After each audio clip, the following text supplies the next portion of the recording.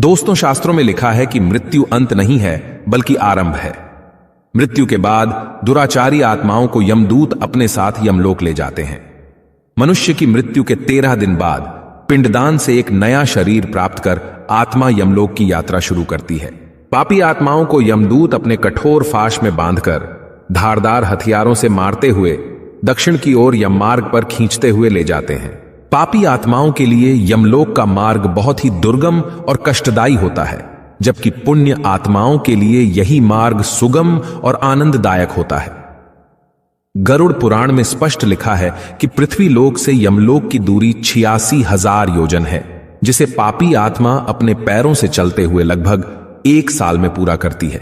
यमलोक की इस यात्रा के दौरान आत्माओं को अलग अलग 16 नगरों से गुजरना पड़ता है। ये 16 नगर आत्माओं को भयंकर कष्ट देने के लिए बनाए गए हैं। जिस आत्मा ने जैसे पाप कर्म किए होते हैं, उसे उस नगर में उतना ही कष्ट भोगना पड़ता है। तो चलिए इस वीडियो में जानते हैं कि यम मार्ग में मिलने वाले वे 16 नगर कौन से हैं, किस नगर को पार करने में कितना दिन लगता है और किस नगर में आत्मा को क्या कष्ट दिया जाता है। इसके साथ ही आपको यह जानकर भी हैरानी होगी कि गरुड़ पुराण में यहां तक बताया गया है कि आत्मा एक दिन में कितने कदम चलेगी, कितनी दूरी तय करेगी, क्या खाएगी और कहां रुककर विश्राम करेगी। वीडियो शुरू करने से पहले आपसे अनुरोध है कि हमारे चैनल वैदिक ज्ञान संगम को सब्सक्राइब कर लें और व्रत त्योहार में खाए जाने वाले शुद्ध फलाहार और पूजन सामग्री को प्राप्त करने के लिए डिस्क्रिप्शन में दिए हुए लिंक को क्लिक करें और कमेंट बॉक्स में जय श्री नारायण लिखकर परमात्मा को अपना आभार व्यक्त करें। दोस्तों, मृत्यु के 13 दिन बाद यमदूत आत्मा को पकड़कर यमलोक के मार्ग पर ले जाते हैं। यह मार्ग कांटों, कीलों, भालों और कठोर पत्थरों से भरा होता है। इन रास्तों पर कहीं आग जलती रहती है तो कहीं सैकड़ों दरारों से भरा एक सकरा रास्ता मिलता है। कहीं भयंकर बिजली गिरती है तो कहीं पिघलते हुए गर्म लोहे पर चलकर जाना पड़ता है। पापी दुराचारी आत्माओं को इन रास्तों पर बहुत कष्ट भोगना पड़ता है। पूरे रास्ते भर पापी आत्मा दर्द से चिल्लाती रहती है, लेकिन यमदूत बिल्कुल भी दया नहीं करते, बल्कि वे उस आत्मा को और भी बेरहमी से खींचने लगते हैं। जब कोई पापी मनुष्य यमलोक के मार्ग पर जाता है तो अत्यधिक गर्मी से उसका शरीर जल जाता है। तकलीफ और भूख से वह इतना कमजोर हो जाता है कि उसका चलना भी मुश्किल होता है। पापी आत्मा को उसके कर्मों के अनुसार विभिन्न प्रकार के जानवर काट लेते हैं। चील, कौवा, गिद्ध आदि खतरनाक पक्षी उसके अंगों को काट काट कर खाने लगते हैं, जिससे पापी आत्मा व्याकुल हो जाती है।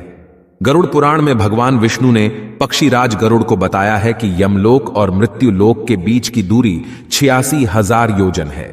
जीवात्मा प्रतिदिन अधिक से अधिक 247 योजन का मार्ग तय करती है। इस प्रकार यमलोक तक की दूरी आत्मा 348 दिनों में पूरी कर लेती है।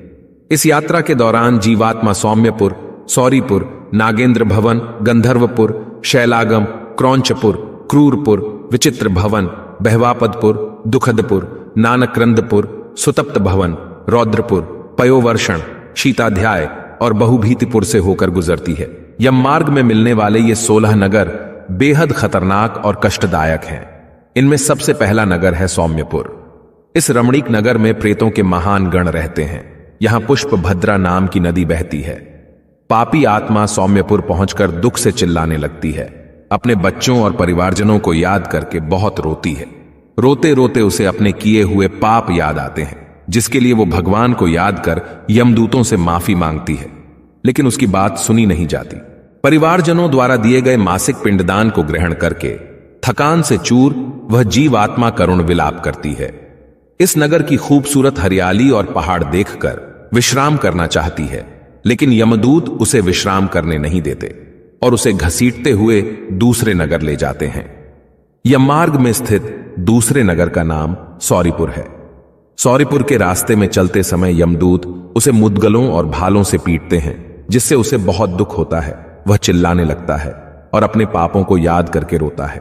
इस नगर में काल रूपधारी महाभयंकर जगन नाम का राजा राज करता है, जो अपनी इच्छा अनुसार स्थिर और गतिशील रहता है।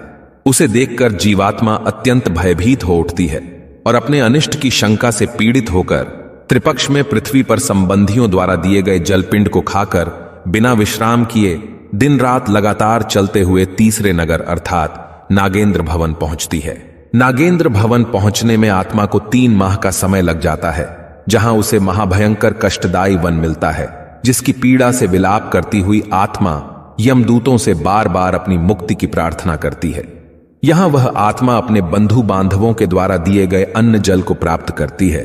उसके बाद यमदूत उसे पाश में बांधकर दुख देते हुए पुनः आगे की ओर ले जाते हैं। चौथे मास में यह पापी आत्मा गंधर्व नगर पहुंच जाती है, जहां की पथरीली और तपती हुई जमीन पे चलते हुए उसके पैर जल जाते हैं। यहां आत्मा आराम करना चाहती है, लेकिन यमदूत उसे बिल्कुल भी आराम नहीं देते। चौथे मास में दिए गए श्राद्ध पिंड का भक्षण करके आत्मा शैलागम नामक नगर पहुंचती है, जहां उस पर लगातार पत्थरों की बारिश होती है। पत्थर लगने से उसका पूरा शरीर चोटिल हो जाता है। कष्ट में जमीन पर गिरी हुई आत्मा यमदूतों से बार बार प्रार्थना करती है। तब यमदूत उससे कहते हैं कि जीवित रहते हुए तुमने ज्ञान का मार्ग अपनाया नहीं, ना ही योग या भक्ति के मार्ग पे चले, और ना ही अच्छे कर्म किए, तो अब अपने कर्मों के फल भोगो। इस तरह इस नगर के कष्ट भोगते हुए आत्मा अपने सगे संबंधियों के द्वारा दिए गए पिंड खाकर बिना विश्राम किए हुए 5वें महीने में क्रौंचपुर में ले जाई जाती है। इस नगर में आत्मा अपने पुत्रों द्वारा दिए गए पिंडदान और घटदान से तृप्त होकर आधे मुहूर्त तक विश्राम करती है, और यमदूत उसे विश्राम करने से नहीं रोकते। लेकिन आधे मुहूर्त के बाद यमदूतों के द्वारा डराए जाने पर दुख से कांपते हुए पापी आत्मा उस पुर को छोड़कर चित्रभवन नामक पुर को जाता है, जहां यम का छोटा भाई विचित्र नाम वाला राजा राज्य करता है। इसी नगर में आगे एक वैतरणी नदी बहती है, जो 100 योजन चौड़ी है और रक्त तथा मवाद से भरी हुई है। जैसे ही वह पापी आत्मा इस नदी के किनारे पर पहुंचती है, उसे एक नाव दिखती है, जिसे एक कैवर्त चलाता है। नाव पर सवार नाविक आत्मा से पूछता है कि यदि तुमने पृथ्वी पर गाय का दान किया है, तो तुम इस नाव पर बैठकर खुशी से इस नदी को पार कर सकते हो। दोस्तों, जिस व्यक्ति ने जीवित रहते हुए योग्य गाय का दान नहीं किया होता, मृत्यु के बाद आकाश मार्ग से चलने वाले दूत उसके मुख में कांटा फंसाकर मछली की भांति उसे खींचते हुए वैतरणी नदी पार कराते हैं। वहां 6ठे महीने का पिंड खाकर अत्यधिक भूख से पीड़ित होकर आत्मा विलाप करती हुई आगे के रास्ते पर चल देती है। 7वें मास में वह बहवापतपुर को जाती है और वहां अपने पुत्रों द्वारा दिए हुए 7म मासिक पिंड को खाती है। रास्ते में यमदूत उसे फिर से पीटने लगते हैं और कहते हैं कि तुमने पृथ्वी पर कोई भी अच्छा काम नहीं किया, इसलिए अपने कर्मों के अनुसार ही फल भोगो। इसके बाद वह पापी आत्मा उस पुर को पार कर दुखद नामक पुर में पहुंचती है, जहां आकाश मार्ग से जाती हुई वह महान दुख प्राप्त करती है। रास्ते में यमदूत उस पर अपने अस्त्र शस्त्रों से प्रहार करते हैं, जिससे वह बार बार दर्द से कराहने लगती है। पापी आत्मा यमदूतों से कहती है कि पाप करते समय मेरे सगे संबंधियों ने, मेरी पत्नी या मेरे माता पिता किसी ने मुझे नहीं रोका। सबने केवल पैसा देखा। वो पैसा मैंने किन गलत कर्मों से कमाया, ये किसी ने नहीं देखा। काश मैं उन बुरे कर्मों से बच पाता तो मेरी यह दुर्दशा नहीं होती। इस तरह विलाप करते हुए वो आत्मा ग्लानि से रोती है और पिंडदान को ग्रहण कर मार्ग पर आगे बढ़ जाती है। यमदूत पापी आत्मा को लेकर 9वें मास में नानाक्रंदपुर पहुंचते हैं। वहां क्रंदन करते हुए अनेक भयावह क्रंदगणों को देखकर आत्मा बहुत दुखी हो जाती है। दूसरों को रोता हुआ देखकर उसे एहसास होता है कि यह लोक उसके जैसे अनगिनत आत्माओं से भरा है, जो वहां अपने कर्मों का दंड पाने आए हैं।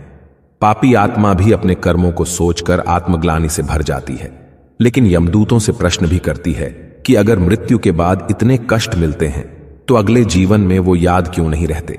क्योंकि अगर याद रहेंगे तो मनुष्य गलत कर्म करेगा ही नहीं। यमदूत उसे बताते हैं कि इसीलिए जीवन में मनुष्य को कष्ट दिए जाते हैं, ताकि वह भगवान की शरण में आ सके, धर्म ग्रंथों की सीख को अपने जीवन में उतार सके। लेकिन पापी मनुष्य ऐसा करने के अतिरिक्त उस समस्या से निकलने का गलत मार्ग अपनाता है और पाप कर्म कर बैठता है। इसके बाद यमदूतों के द्वारा डराए जाने पर पापात्मा उस पुर को छोड़कर 10वें महीने में अत्यंत कठिनाई से सुतप्त भवन नामक नगर में पहुंचती है। वहां पुत्रादि से पिंडदान और जलांजलि प्राप्त करके भी सुखी नहीं होती। 11वां मास पूरा होने पर वह रौद्रपुर को जाता है और वहां भी पुत्रादि के द्वारा दिए हुए 11 मासिक पिंड को खाता है। 11.5 मास बीतने पर वह जीव पयोवर्षण नामक नगर में पहुंचता है। यह नगर जीवों को डराने वाले बादलों से भरा हुआ है। वहां प्रेतों को दुख देने वाले बादल घनघोर वर्षा करते हैं, डराने वाली भयंकर बिजली गिराते हैं। डरी हुई आत्मा को यमदूत और भी डराते और मारते हैं। पापात्मा दुखी होकर स्वजनों द्वारा दिए गए मासिक पिंड खाती है, लेकिन उसकी भूख नहीं मिटती। भूख से पीड़ित आत्मा चिल्लाकर जोर जोर से विलाप करती है, लेकिन यमदूत उसकी एक नहीं सुनते हैं और उसे घसीटते हुए मार्ग पर आगे ले जाते हैं। इसके बाद वर्ष पूरा होने पर वह जीव शीताढ़ नामक नगर को पहुंचता है। इस नगर में हिम से भी 100 गुनी अधिक ठंड पड़ती है, जिससे उसके हाथ पैर ठंड से जकड़ जाते हैं। उससे चला नहीं जाता, वह बार बार गिर पड़ता है।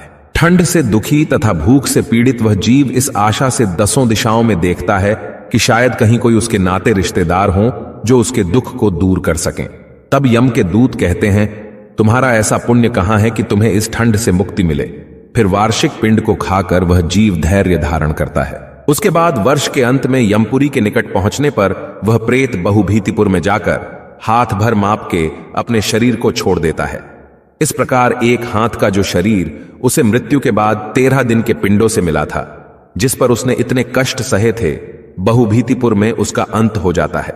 इस बात को बताते हुए भगवान विष्णु गरुण से कहते हैं, हे पक्षीराज, इसके बाद फिर से अपने कर्मों का भोग करने के लिए उसे अंगुष्ठ मात्र अर्थात अंगूठे के आकार का वायु स्वरूप यातना देह प्राप्त होता है, जिसे यमदूत कठोर बंधनों से बांधकर कष्ट देते हुए अपने साथ यमलोक ले जाते हैं। यमलोक में प्रवेश करने के लिए चारों दिशाओं में 4 द्वार हैं। पापी आत्माओं को दक्षिणी द्वार से अंदर ले जाकर चित्रगुप्त और यमराज के समक्ष प्रस्तुत किया जाता है, जहां उनके कर्मों का हिसाब होता है और उन्हें अलग अलग नरकों में कष्ट पाने के लिए भेज दिया जाता है। तो दोस्तों, यह थी यम मार्ग में आने वाले 16 नगरों की विस्तृत जानकारी। यदि आप व्रत त्योहार में खाए जाने वाले शुद्ध फलाहार और पूजन सामग्री को प्राप्त करना चाहें तो डिस्क्रिप्शन में दिए हुए लिंक को क्लिक करें। अगर ये वीडियो आपको अच्छी लगी हो तो वीडियो को लाइक करें और अपने बंधु बांधवों को शेयर करें, और ऐसे ही वीडियोस को देखने के लिए हमारे चैनल वैदिक ज्ञान संगम को सब्सक्राइब करें। सर्वे शुभम भवतु। आइए मिलते हैं अगली वीडियो में।